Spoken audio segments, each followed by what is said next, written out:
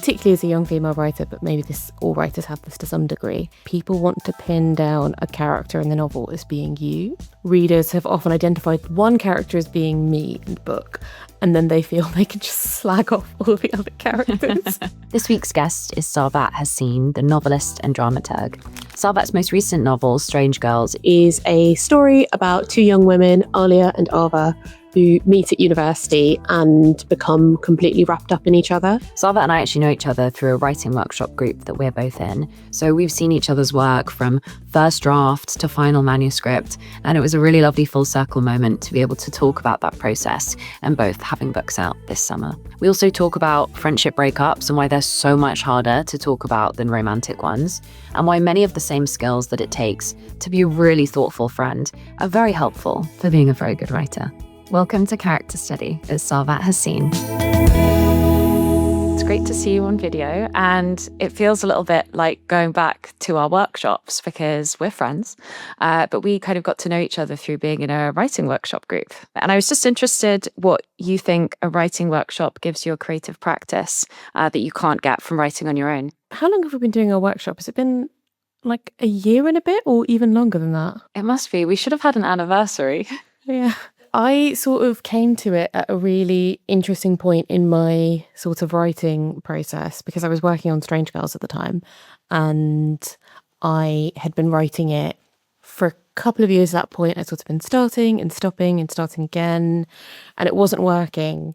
And I wasn't really sharing it with anyone. Like, I wasn't really talking to my editor about it or my agent about it, and wasn't really sharing it with friends in the way that I usually do because I've been in other writing workshops before and I did a creative writing degree. So I've had that community before, but this was at a time where, for whatever reason, I was having a really hard time with this book and not really sharing it. And then we started doing our workshops, and I remembered how much easier it is to fix things when you talk to other people about it. For me, it's really different from almost this like traditional idea of like a writer, someone who goes away to the mountains and writes a book on their own and everything is just their own genius and something that comes out as this perfectly formed thing. That's never been the case for me. And I feel like everybody has such different ways of writing. I think what's incredible about our workshop is that we're for writers who write in very different styles and all sorts of like broadly, I would say like literary fiction, but the styles are very different and the stories are very different. And having access to sort of three brains other than my own is such a fantastic resource and such a great way to test ideas. But also, I write to be read, as I think we all do. And in trying to fix Strange Girls by myself, I feel like I'd completely lost sight of what a reader's experience of the book would be. And that's what was making me second guess it so much and making me so nervous in the process of writing it, is that I'd lost complete contact with how anyone else was going to experience it. And I feel like in our workshop, there's this amazing thing where we get to read each other's work and I get a sort of early insight in what other people are getting from it. And it's really invaluable. Those insights are always really interesting because when someone says, oh, it made me think of this, or the questions I was asking as I was reading about this character really help you as you like pick up for a next scene. And, you know, even if you have a lot of problem solving to do on your own, having those insights of, well, have you read this? Or it made me think of this film I watched, or I was wondering, really helps because it feels like you're not on your own in that process at all.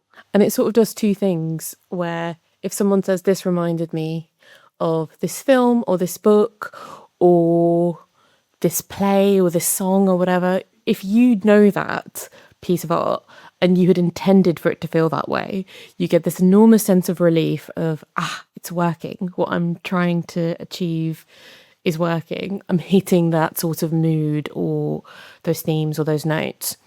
And if you don't know it, you have this beautiful new resource where you get something great to go away with. I feel like Charlene, who's one of the people in our writing workshop, always gives such great book recommendations for people's research. And I always go away and read them and I'm like, oh, wait, this is exactly what I want to do. And I'm so glad I've now read this so that I can learn from it. Yeah, she's so good for that. Also with good films, and then you're fantastic for theatre. So it's really interesting having, yeah, like you say, that access to different minds for what to read, what to watch, what to listen to. Because I think so much of that is so important. It's about taking on all the inspiration. It's interesting to me that you felt stuck with Strange Girls at that point, because I felt like those characters felt so fully formed from the first time that I got to meet them. Do you feel like the characters always came fully formed? What was it about it that you felt stuck with? I suppose it also must have been really challenging. You know, you were in a multi-book deal, so you were commissioned to write this book. You had an editor, so you had a lot of support, but also from there, you're kind of off with the idea on your own. I think the characters were always really, really clear to me, but it was the form that I really struggled with. I knew I wanted to write about this relationship, and I had this idea of Alia and Ava that was very, very clear to me. And I knew the trajectory that their relationship would take. I knew that I wanted to write about that intensity that you have in those sort of early self-forming relationships, and how that can sort of curdle as you get older because it's impossible to maintain that intensity. So that was always really clear to me. But what form their story should be in was really difficult. And I don't think I knew what it was going to be for a long time. And when I started this version of it, that's now the published book, I wasn't sure that that was right. So it was very much a case of like trial and error. I think it's because with my other novels, I've always had a little bit of like a game in the structure of the book. There's always been like, oh, there's going to be in The Giant Dark, it was the chorus of Ida's fans. In You Can't Go Home Again, it was the fact that it was the perspective was shifting with every story. In This Wide Night, the sort of like narrator shifted halfway through, whereas this is much simpler. Like the bones of it are very clear because it's basically just a story about two people and their relationship progressing from one point to another. And even though there's two timelines, they both only move forward. So you're only ever seeing one progression of a relationship. And that's actually really hard to write. It's really, really hard to write just people. And you do it so beautifully. There's a lot of, you say it's simple, but there's a lot of complex and nuance, complexity and nuance in the story, which I love. As soon as you said the word curdle, I'm sure anyone's interest was piqued that hasn't read the book. So maybe you can give us an introduction to Strange Girls. So Strange Girls is about two young women who meet at university and they form this sort of intense bond. They both want to be writers and they're very sort of literary people and they're completely like wrapped up in this world of just each other. And as those relationships often do, it doesn't last and things between them fall apart. And we open the novel about 10 years later, and one of them has just shown up at the other's house, and they are going to spend the weekend together for a friend's hen party. So the two timelines are Ava in the contemporary timeline, and it's set over the 3 days of this hen party, and the other timeline is from Alia's perspective of them meeting for the first time at university and developing this bond. So much of your writing is so folkloric to me, and so much of the imagery when she's outside of the house, I think about a lot. The kind of way she's looking through the glass, and it's a haunted house mirror. You kind of describe it as, and I love that because you're wondering straight away what happened between these people. But friendships and time, it's devastating. It really is. Yeah, it's such a strange thing, I think, because one of the things I've realised since the book's come out is how many people have had relationships like that and how many people have a sort of one that got away or ex-best friend or devastating breakup of that kind that they can't quite shake. And that's been really, I mean, it's been really rewarding to have people come up and say like, oh, I feel like you're writing about my life, but also makes you realize how little we talk about those rifts and how sort of invisible they can be. We have such shared language when you have a romantic relationship breakup, but with friendships or anything that's a little bit more murky, we just don't really have the words. So when you talk about it, it's not like, and even as friends, we then know what to ask.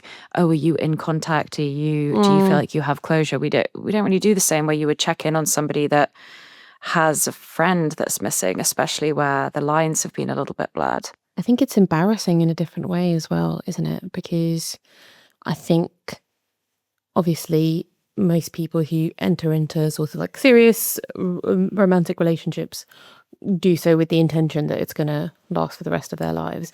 But we also accept that that doesn't happen, and that there are reasons that romantic relationships will break apart. It's a weird thing with friendship where we expect more of it, but we give it less. So we expect our friends to love us forever no matter what, no matter how much we change and no matter how far apart our lives are. We just expect those relationships to remain in our lives and keep going. But we do less to sort of ensure that that happens. And I think that's quite common, I feel like, over the last couple of months with Strange Girls coming out and with being on book tour and everything, I feel like I've been very conscious of, I'm really busy. How am I going to, make time for my partner and make sure that we're still connecting? But then it's hard when you are also thinking about that in terms of your friendships. And I try to do it, but it's very difficult to know if you're always getting that line right, I guess. Yeah, it really is. Such a big part of being a good friend is being invested in somebody's life and knowing the details and checking in.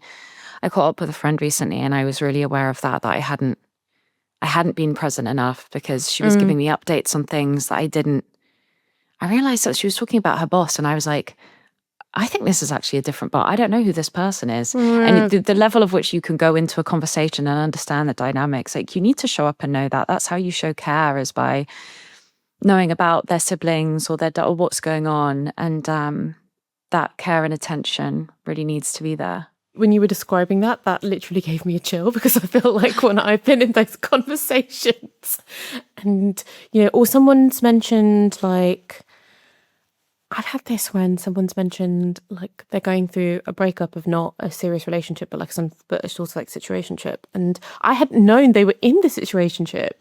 And it's just, oh God, it's like missing a season of your favorite TV show or something. Oh God, I've got to catch up. This is on me. Yeah, it is like a TV show because it's almost like the kind of Friends episodes where it's like, is this the one with the band? Is this the one with the, when people are dating? But then for you as the person, if you're the single person that's seeing someone, it's like, oh my God, how embarrassing that they don't know the name, the Ben, Tom or Luke that I'm seeing. Yeah, it can be really difficult for friendships in that way. It's interesting that you wanted to explore that in this book, and there's so much there, which is just really shown by how much people have connected with it.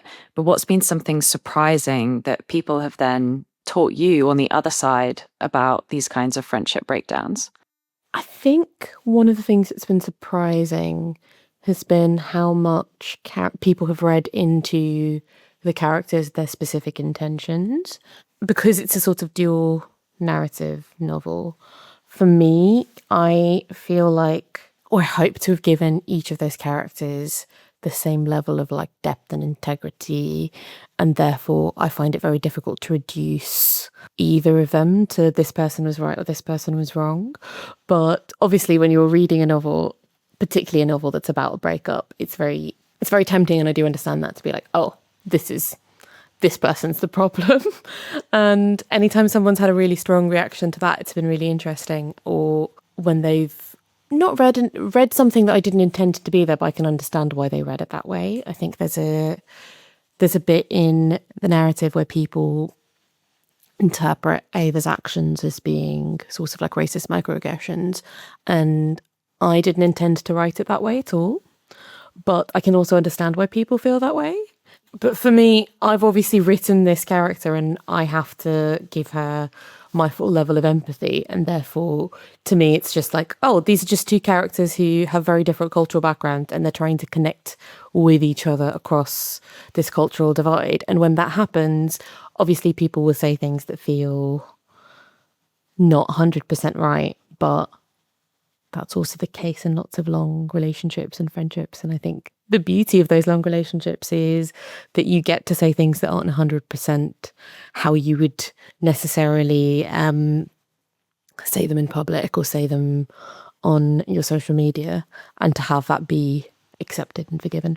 There's so much empathy in the book, the ways in which these two characters are trying to connect with each other and missing each other at times, and also how much they both reflect who the women that they want to be. There's so much in there about growing up and the artists that they want to be and the creators they want to be. And as they're changing and moving farther away from this kind of co-created vision, it's really hard when they miscommunicate. So it's interesting as well when you have people that have such a strong reaction to it. It must be so exciting for your work and they want to pin you down on kind of like a black and white answer. That can be tough. What do you say in those situations? I think it is tough. I think it's also tough because I'm sure you've had this, but sort of when you're a writer, particularly as like, I think particularly as a young female writer, but maybe all writers have this to some degree, it feels like people want to pin down a character in the novel as being you. And that's really fascinating. And so in Strange Girls, I feel like readers have often identified one character as being me in the book, and then they feel they can just slag off all the other characters. And I'm like, anyone with a narrative point of view, whether that's Alia or Ava or Alia's husband, is a character that I have invested some part of myself in. So it's very entertaining, and I love that people have strong reactions to them, but it also does break my heart when they're like, oh my God, she's such a bitch. Or, oh God, her boring, horrible husband. And I'm like, oh, that's not how I meant to write that at all, but fair enough. Yeah, I know the scenes that you're talking about, and I'm really interested for listeners to go away and then have a think about that in the writing process, because it is so interesting. You know how in a dream, people say anybody that appears in a dream, they are just they're you in some kind of fractured way. And so I often wonder that with fiction, really, you have to invent and be within these people and their history. So they're all kind of a part of you, really. So you can understand all of them. I don't think any writers are writing characters like, oh, they're so bad, because you have to know where they're coming from. So a part of them feels like a little version of you that you've needed to explore anyway. Yeah, definitely. The book's called Strange Girls, but they're not that strange. I mean, they're fairly normal human beings. I think if I were writing books about serial killers or fascists or something, maybe I would have to have a level of distance. But I feel like even when my characters are doing things that aren't necessarily things I would do, or things that I would think are morally correct in whichever version of that you want to describe it, I still have to empathize with why they do them. And I often think fiction is just sort of like putting your own impulses into different permutations. How would you feel if X happened in your life? And I definitely felt that with The Giant Dark, because Giant Dark is a relationship story about these two lovers, and one of them's become a very famous rock star and one of them is a sort of failed poet. And for me, the mind game with that novel was not what would happen if I became a famous rock star, but what would happen if the sort of erstwhile love of my life became a famous rock star and I then had to deal with listening to their music everywhere. Yeah, I know we're both huge Girls fans. One thing that I also always find interesting is how much people love to hate Hannah Horvath, but you know, anybody from like Dexter or Breaking Bad, they're like totally fine with. Yeah, absolutely. And when you watch it, I find it so interesting because I think it was so misunderstood when it came out as a project. She's so clearly a satirical character in some ways, but she's also very real. Something that sits really at the heart of Strange Girls is also this narrative and plot line of who gets to tell a story. Both of these characters are writers, and hopefully it's not a spoiler to say that one of them's written about the other. And in my next book, that's also a theme, like who gets to tell a story, who gets to write about people. I suppose really the reason that I was interested to explore that is because it's a question. Like a lot of good novels come from a question that you want to explore, or for you, like this mind game of, okay, well, how do I follow that path to think if my partner was a rock star, what would that feel like? But then at the end of the process, when you finish the book, people can often either want you to sit and do a talk or write a short little article about that and give like a really neat answer. But I feel like often when you write something, it presents you with more questions than answers. Where do you feel like now, having finished Strange Girls, you feel with that question of who gets to tell a story? I think you're so right that it still feels like a question. And I think that makes more interesting art, to be honest. I think if either of us had set out to write our books with that answer being like, yes, it is completely permissible for writers to use anything in their lives as fodder for their art. Or if we had come into the novel sort of feeling that was a completely morally reprehensible thing to do, I think our books would have been far more boring than they are. I think what's so incredible in a real piece of work is that sense of tension throughout it, not just with your character and the people that the book is about, but also internally, that sort of like really juicy sense that she's still exploring it and still figuring it out, and that's what makes it alive. And in Strange Girls, I wanted it to be alive in the fact that we have both of the perspectives. You have the person who's written the novel and then the person who's being written about, and both of them are sort of represented in that. And I think that aliveness is the thing that makes the book interesting. But then obviously when the book comes out, people want you to have a very clear answer about how you feel about it. But I don't think I feel any clearer about it than I did when I started writing the book. And that kind of excites me, because I think if I had sort of solved it for myself in the process, it would almost be too easy. And I would feel like, oh, maybe it wasn't that interesting or deep a question anyway. I do find it fascinating, the sort of that there's something in the ether about stories like this. I read Frida Slattery's Herself by Anna Kinsella recently, which is a really great new novel that's out now and is about a director, writer, and his relationship with this actress over a long period of time, and their sort of how he sort of like uses her life for inspiration and how they sort of get tangled up in this web over their careers. And that tangledness is the thing that makes them both successful, but it's also the thing that feels like it's holding them back in some ways. Really, really great book. But I found it very funny when I was reading it, where she talks about the Nora Ephron line, everything is copy, which is something that I mentioned in Strange Girls as well. And I think it sort of speaks to me to this tangle that we have as writers, where you're given all of these, particularly as sort of earlier career writers, you're given all of these really conflicting sort of like rules for writing. Like, you have to write what you know, and there's this pressure on books to feel authentic and to be connected to your own experience. But then at the same time, there's this whole sort of like conversation about autofiction that's sort of happening over there. And you have to straddle all of these different worlds and follow all of these rules in a way that feels quite confusing. Yeah, in a way that does feel tangled. That's so well put. It feels tangled, but then also everybody wants you to be like, yeah, but it is you, or it isn't. I'm always interested because we both did creative writing masters, but kind of slightly different times in our life. And when you were doing yours, was there a sense of kind of everybody being young and hungry and wanting to write about things? Did it often feel like you were all writing about each other, or was there like a mutual understanding? Everybody was doing different things, and so there's kind of no pressure in the friendship group to not write about each other because you're all writers. Mine was interesting. I don't know what the makeup of yours was, but it was quite like diverse in terms of age range. Yeah, same. Which I really loved. I think it was the last time that I was in such an intergenerational space, and it was really, really great. But also because people were writing across different mediums, people were writing drama and people were writing poetry. So it didn't necessarily feel like that sort of sense of competition, or the ideas were necessarily clashing up against each other. But instead it felt very fertile and very much like you were in the same, you were connected into this hive mind, and things were sort of happening quite spontaneously.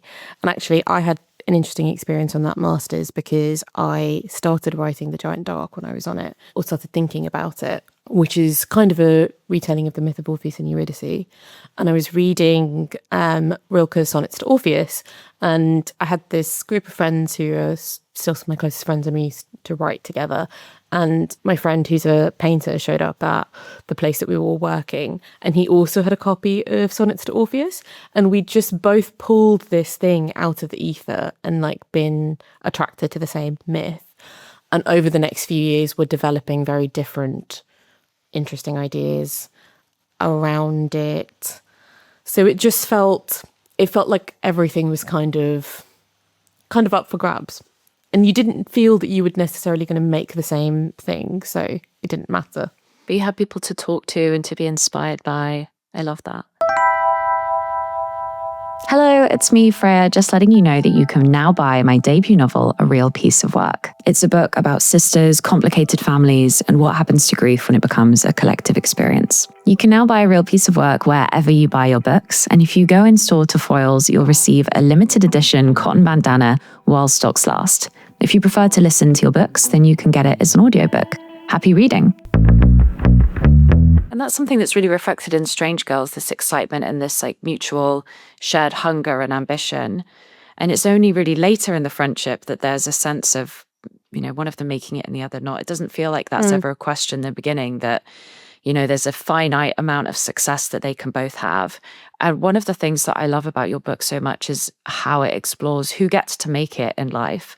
Because I think it's quite easy to be simplistic about, well, it's about your talent and commitment to it, but there are lots of other factors. Maybe you can talk a little bit about how you wanted to bring that into the book. That was actually one of the things that I find really interesting when people read the book and they're like, oh, when they sort of describe Ava's journey in it as a failure of some sort because she is in her 30s and she hasn't written a novel. It's an incredible privilege to find the time to do it. And I know that you also have a full-time job, so do I.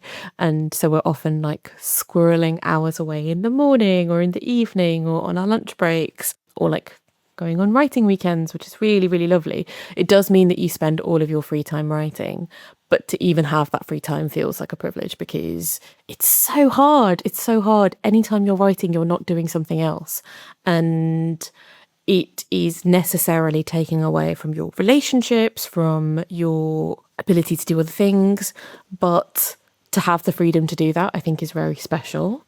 Some of that is sort of practical and to do with, I have a full-time job, but I don't have children. Therefore, I don't have another thing that I'm necessarily thinking about in the same way. We put so much pressure, I think, as a literary culture on people making it or becoming successful really young. And actually, the only people who are able to do that are the ones who have that privilege of time and not having to worry about the things that so many other people do. I don't know. I'm really excited by the idea that you could have a completely different life and spend the first decade of your 20s like really focusing on your career, and maybe people have children and maybe they don't write their first novels until their 50s or 60s.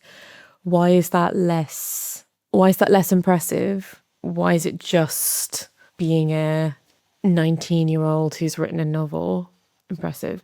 But in the novel, Alia and Ava both want to do that. They both want to write their first novels while they're at university, because I think even at that age, they're feeling that squeeze and that pressure to be precocious, which I think can be so enchanting and so magnetic when you're young. We do have an obsession with newness and, the hot new debut. There's a lot of pressure in that in society, but I love reading lists of famous authors that had other jobs and, were working in the civil service or at a bank for 20 years of their life. I think there's this dream that I always have that one day there'll be a time where I'm only writing, but I don't know why I feel that's necessary to having a rich creative life. Because the other thing that I think the book explores so well with that is like, yes, there's the practical, there's the job, there's whether you have caring responsibilities, like that's a huge part of that with family, with illness, with children. But then there's also the emotional side, which is like, can you sit down to write and not be stressed or burdened? And if you're in a situation where like financially that might be tough or you do have caring responsibilities, that's also probably not going to happen. And I often wonder about that. Like if I were to give up my job and try and write full time, I imagine how worried I would be about money all the time and what effect that would have on my creative practice. Because it would be such a rush to get a book done, and also sort of a rush to deliver something that you feel would perform well. And I'm not sure at that point it would be very much fun. I think I think there are things that you learn from being in the world and being in the workplace. It's quite difficult. I feel I really love writing and I really love having friends who are writers and people that I can bounce ideas off of.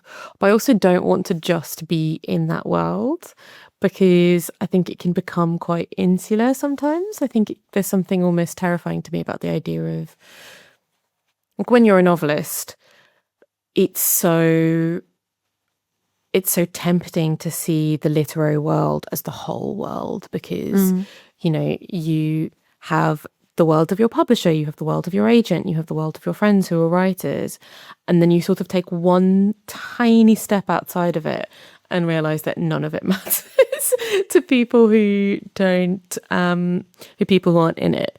And I think there's also something nice about having a life outside of it. Very true. You need all different kinds of energy. I get a lot of energy from not even just going to work and being with the amazing people that I get to be around there, but also the commute, that time, the people that I know there. I also think you can tell when you read a novel that's written by there's somebody that only ever has novel friends, a novel friend and a novel partner, that your job does come into contact with writing in different ways. And I actually really love being in a workshop with you because your job is in theatre, and I feel like I get so much benefit from that. Because one of the things that you've often given me as a note is usually around like character development and what does this character want and what do they desire.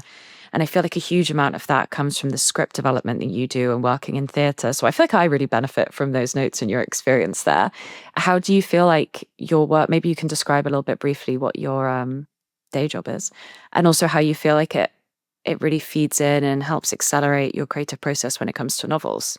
So I work for a theatre company as, my title is creative associate, but actually essentially as a literary manager, which means I commission plays and I work with writers on their plays to sort of develop them further and like dramaturg them. And I'll do that while they're in the sort of like early draft stage, and then later I'll do that while they're in rehearsals and being developed. And I think it has taught me a lot about writing. And I think literary fiction novelists can do this in different ways. And I know you do this amazing sort of like spreadsheets, which feel like they really structure your novels. And I feel like when I read your work, I'm really, really impressed by the sort of like drive and momentum it has, which a lot of literary fiction, I feel like at the moment maybe doesn't. And I think that's because a lot of literary fiction writers aren't looking outside of what is all the tools that are given to us to give our novel structure. And I think you can do that by making spreadsheets. I think you can do that by reading genre work. I think that's something I used to do before I worked in theatre. I would read novels that were structured in particular ways to sort of teach myself about structure. Like I'd read crime novels or romance novels or YA novels because they necessarily have that momentum. Plays are very architectural, I think, in a way that novels don't necessarily have to be. And there is something incredible about how spare they are, almost like poetry. So every word has to matter. And it's so interesting when you go into a reading of a play, having read it many times, how it changes, because the moment the words hit the air, it feels like you can tell what's working and what isn't. And as novelists, we don't have access to that resource necessarily to sort of fix our own work, but it is something that I think that we can use. And I think it's really changed how I write and how I edit, both in terms of, I guess, trying to feel like every word has to matter a bit more, trying to interrogate why things are there, trying to use the techniques that I use when I'm working with writers on my own work and also when I'm editing other people's work. I had a conversation with someone recently where they were talking about Strange Girls, and they were saying that they really enjoyed the sort of long sections of dialogue that are in it that I hadn't even realised was maybe not completely usual. And I think one of the things that I've been thinking about a lot as I'm writing something new is what you show on the page versus what feels like it happens off stage. I think in novels you have this cheat code, right? Because you can skip to the next moment and you don't have to show the difficult conversation that happens between two characters. You can just show the aftermath of it. But if I were watching a play, or if I were reading a play by a writer I'd commissioned, would I ask them to put that scene on the stage? And if I feel like I would, then I try and write it that way. That's so interesting, isn't it? I think for all art, it's really interesting to think, well, why is this a play? And maybe you got this in your creative writing masters because you were also doing different genres. Why is this a novel and why is it not a play and why is it a film? You should always be able to articulate that and then use the tools that you have to your advantage, because you can catch up people in their how they feel in a relationship in a way you can in a novel that, well, when two characters are just walking on stage in a play, we need to have a bit more of an understanding. So I think that's so interesting. You're really good at romance as well. That's one thing I always think. The kind of connection that you have between two characters, being able to have that both in dialogue, but then also being able to wrap us up in a world through a kind of montage. I loved so much in Strange Girls, their friendship. It just the way they're like, even just small things, the way they move around a kitchen together, I found very romantic. The way they just knew what they wanted on each other's bagels was so sweet. It was interesting being at your book party a while back, and you did a really amazing speech that was also so romantic, that was about your fiance, um, and you both climbing mountains, both physically and emotionally. And there was so much romance in that as well. And it was really nice that it was personal, but also completely reminded me of your writing style. And I was interested whether you identify as feeling like a very romantic person and how you feel like that helps you in your life. Do you feel like it makes you live a happier life being somebody who's a romantic? And do you feel like you get that from writing? I think my partner would describe me sometimes as an overly romantic person, in that I romanticize basically everything. Like, I'll be like, oh, the first time we did a food shop together, just like wandering around the supermarket and picking things out. And, I romanticize obviously things like first dates and stuff like that, but also, the more mundane moments. And I feel like maybe that does make me happier in life, but I think it's also quite important to the way I write, because I think so much of romance is in those, as you say, those mundane moments. And because I'm constantly doing that in my own life, I find it quite easy when I'm writing to reach for what I feel like those moments of connection are. And often they are the sort of smaller moments mixed in with the big romantic gestures, and how a love story can be sort of like the accumulation of those little things. I find really interesting. And I think it does. I don't know if it makes me a happier person. I think it makes it easier for me to access that when I'm writing, but then it's also nice in that sort of like relationship forming thing. And I do that with friends as well. I feel like I definitely romanticize like the first time I had dinner with a friend, or like thinking about like when we were first friends and you came over and we had dinner and it was really nice. And it was a really nice like moment to sort of, after you've had a friendship, of like doing things together, to spend an evening sort of like not doing very much and just chatting and eating. And I think it's important. Yeah, right. All writing is a point of view. And I think having a point of view that is noticing the little things is really important. I really cherish that about something about myself and the people around me. It's also beautiful where you have friendships where that feels like it's the case. So I always appreciate that, being able to have those moments. Like you came over yesterday and brought me candles for my new home. And that's so like, all these little romantic gestures. You need to treat your friendships like they're romances. It's lovely. I love being able to feel the benefit of that, not only in your writing, but also in friendship. It's really nice. Strange Girls came out quite recently, and I mean, it's been amazing to be like working on that through workshop and then seeing it out in the world. It's so nice, and being able to have each other's names and our acknowledgements. Like, that's a beautiful kind of literary romance too. I love it. I think in general, for a book coming out, one of the things that we've talked about already is it's really good to have another idea that's in your head, whether you're writing it at the moment or not, to have something else that's going on in your creative life, which is quite difficult when you're promoting a book, because you're going to talk about a real piece of work so much that I think it's quite difficult to have another idea in your head. But for me, I think the reason that's helpful is because it reminds me that Strange Girls is a book that I worked really hard on and I'm really proud of, and I hope lots of people read it and connect to it, but also that it is an idea and a project in a series of projects and ideas.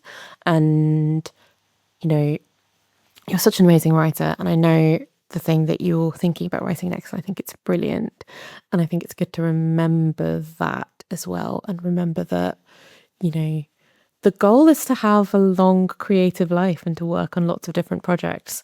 And it's nice to be able to spread that excitement, even as your book is coming out, over the things you haven't yet written and to maintain that sense of possibility, because that's the weird thing that I find quite anticlimactic when a book comes out, is because it's really exciting and I feel like, I really enjoy all of the conversations about it and I enjoy sort of getting to meet readers and all that stuff. But it is also anticlimactic because you've been building up to it for so long and then it's there. And you can do all of the promotion, but there's not very much you can do to change the product or change how people react to it. But the thing you can work on and the thing that is completely yours is the thing you haven't finished yet. That's really good advice. It's nice to be in that mindset of possibility again, because towards the end of working on a book, it is lots about editing, finessing, but being back in that space of anything's possible is really exciting. And it comes at a good time when you're suddenly on the train a lot, going places. So Exactly. that's good. Yeah. And I'm really excited to read what you're working on next. So hopefully in a few years, this is going to be us again. Let's try and time it so that we can go on book tour again. Yeah, that'd be really good.